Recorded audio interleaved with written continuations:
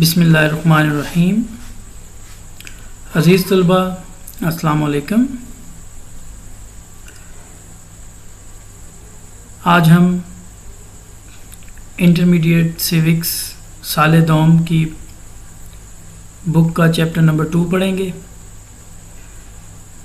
یہ چیپٹر پاکستان کے اندر constitutional development from 1947 to 1973 کے بارے میں ہے.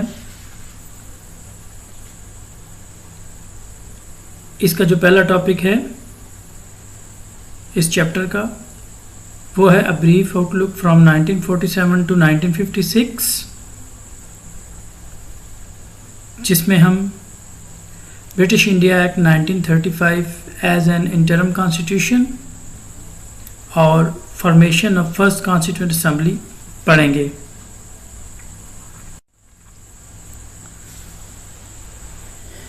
یہ باب نمبر 2 آئینی ارتقاء کے متعلق ہے. اس تمام چیپٹر میں، اس مکمل چیپٹر کے اندر 1947 سے لے کر 1973 تک جو بھی آئین کے حوالے سے ڈیولپمنٹس ہوئیں، ارتقاء کے مختلف جو مراحل تھے وہ ڈسکس کیے گئے ہیں. اور اس کے بعد 1973 کا جو آئین ہے، جو موجودہ آئین رائج ہے ترامیم کے ساتھ، اس کا تفصیلی مطالعہ ہے. مختلف اداروں اور مختلف عہدوں کے اختیارات کے بارے میں ہے. تو اس چیپٹر کے آغاز میں جو پہلا ٹاپک ہے وہ ہے مختصر جائزہ 1947 تا 1956، جس میں شروع میں ہم پاکستان کا عبوری آئین ڈسکس کریں گے.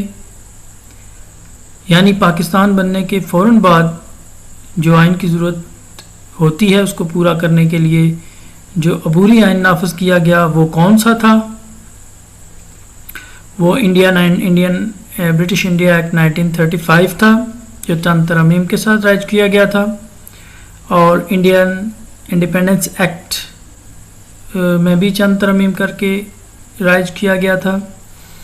تو یہ ان دونوں ایکٹس کو ملا کر ایک عبوری آئین بنایا گیا تھا.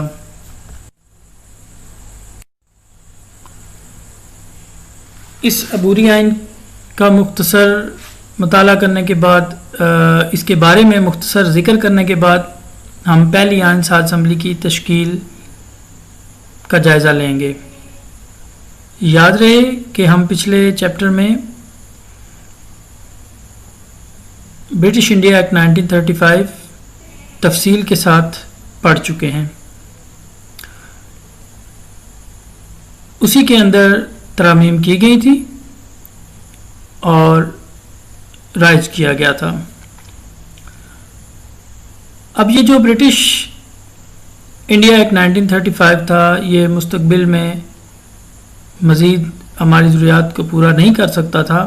یہ عارضی طور پر، عبوری طور پر رائج کیا گیا تھا اور ہمیں مستقل آئین کی ضرورت تھی.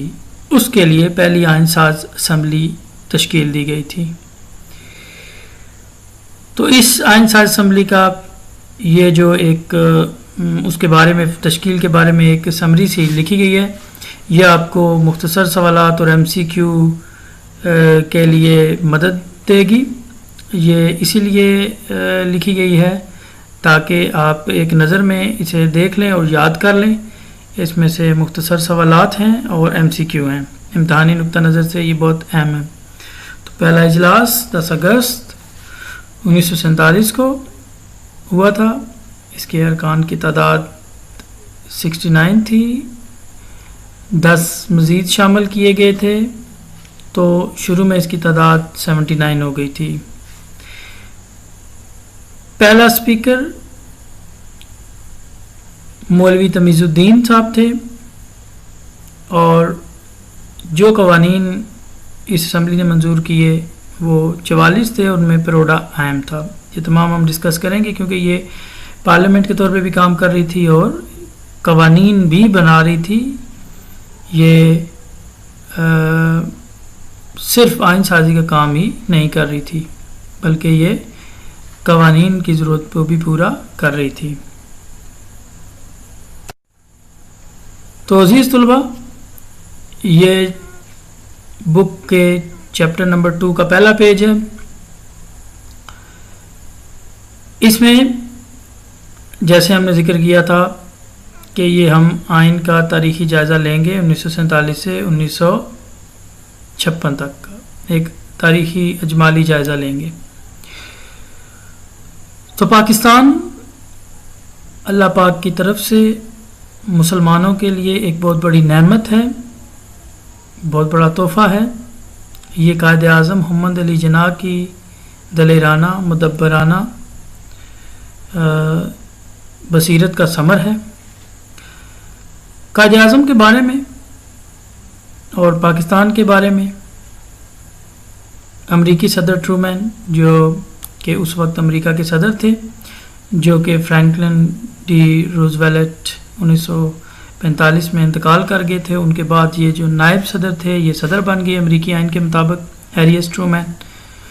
تو یہ پھر آگے جب ان کا ٹرم پوری ہوئی تو کانسٹیٹیوشن کے مطابق انہوں نے پوری ٹرم کی جو پریزیڈنٹ کی ہوتی ہے اس کے بعد الیکشن لڑا اور پھر دوبارہ پریزیڈنٹ بن گئے اور یہ 1953 تک امریکہ کے صدر رہے. تو ان کا کہنا ہے، انہی کے دور میں پاکستان بنا تھا، تو ان کا کہنا ہے کہ مملکت پاکستان کا معمار دنیا کی سب سے بڑی اسلامی ریاست کا باپ ہے. مجھے یقین ہے کہ مسٹر جناح کی غیر معمولی قیادت پاکستان اور اس کے باشندوں کے لیے مشعل راہ ثابت ہوگی. لیکن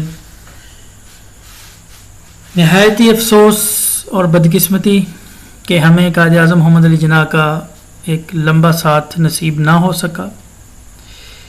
بہرحال یہ مملکت خداداد محض نظریاتی اور مذہبی نقطہ نگاہ سے 14 اگست 1947 کو معرض وجود میں آئی. جس طرح ہر نئے ملک کو، ہر نئی ریاست کو، نوزائیدہ ریاست کو ایک ملک چلانے کے لیے، نظام چلانے کے لیے آئین کی ضرورت پڑتی ہے. آئین ایک ایسا سیاسی ڈھانچہ فراہم کرتا ہے کہ جس کے تحت ریاست کو چلایا جاتا ہے. مختلف اداروں کے اختیارات، ان کی فارمیشن کا ذکر ہوتا ہے، مختلف عہدوں کا ذکر ہوتا ہے. مختصراً کہ ریاست کا نظام دیکھنا ہو تو آئین کو دیکھا جاتا ہے. تو اس زمن میں بہت سارے تجربے کیے گئے. ایک طویل عرصہ پاکستانیوں کو انتظار کرنا پڑا. تو بہرحال یہ جو مہمہ تھا، یہ جو ایک پیچیدہ مسئلہ بن گیا تھا، یہ بہت سی کٹھن منازل طے کرنے کے بعد ہمیں 1956 میں پہلا آئین ملا. تو اس 1947 سے 1956 کے جو حالات ہیں ان کا ذکر کرتے ہوئے سب سے پہلے عبوری آئین کا ذکر کرتے ہیں. تو عبوری آئین 1935 کا ایکٹ تھا چند ترامیم کے ساتھ، اور اس ایکٹ میں تاج برطانیہ کی ہی یہ حیثیت تھی، یہ آئینی حیثیت تھی کہ وہ گورنر کا تقرر کرتا تھا، گورنر جنرل کا. اور اس میں جو ترمیم کی گئی وہ تھی کہ ایک وزیر اعظم کا عہدہ شامل کیا گیا اور گورنر جنرل کے اختیارات کو محدود کر کے وزیر اعظم کے اختیارات کو بڑھایا گیا. اور 1956 تک یہ اسی طرح ترمیم شدہ برٹش انڈیا ایکٹ 1935 نافذ العمل رہا. تو پہلی آئین ساز اسمبلی کی تشکیل کی گئی کہ اب مستقل آئین بنانا ہے.